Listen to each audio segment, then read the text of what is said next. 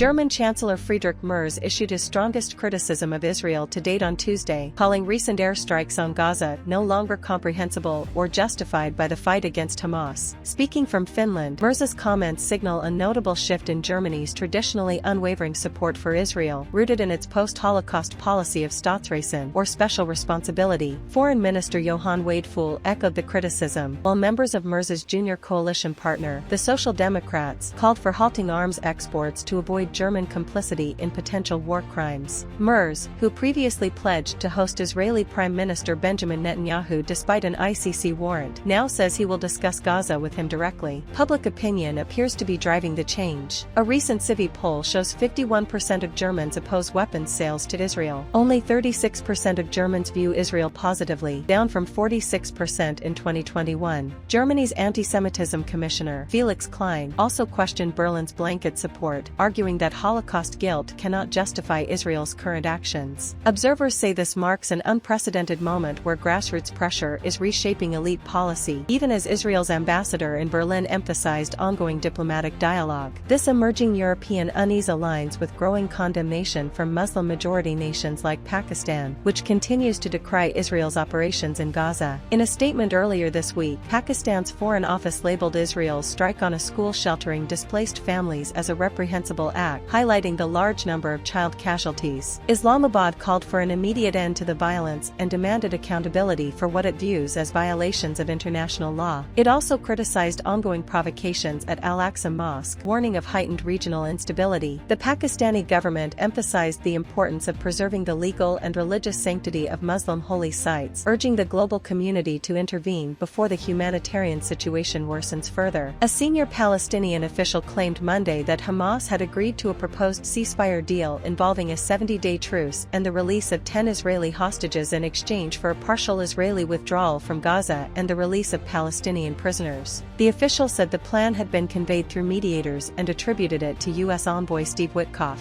However, Witkoff swiftly denied that the proposal was his, calling it completely unacceptable. An Israeli official also dismissed the claim, stating that no responsible Israeli government could accept such terms and that the deal was not tied to any U.S. initiative. Israeli Prime Minister Benjamin Netanyahu commented briefly in a social media video, saying he hoped to share developments soon, though his office declined to elaborate. The report comes amid ongoing fighting in Gaza, which reignited in March after the collapse of a January ceasefire. Hamas has expressed willingness to release all hostages if Israel agrees to a full withdrawal and a permanent ceasefire, terms Netanyahu has rejected, insisting the war will continue until Hamas is dismantled. The conflict has now killed nearly 54,000 Palestinians, with humanitarian conditions rapidly worsening.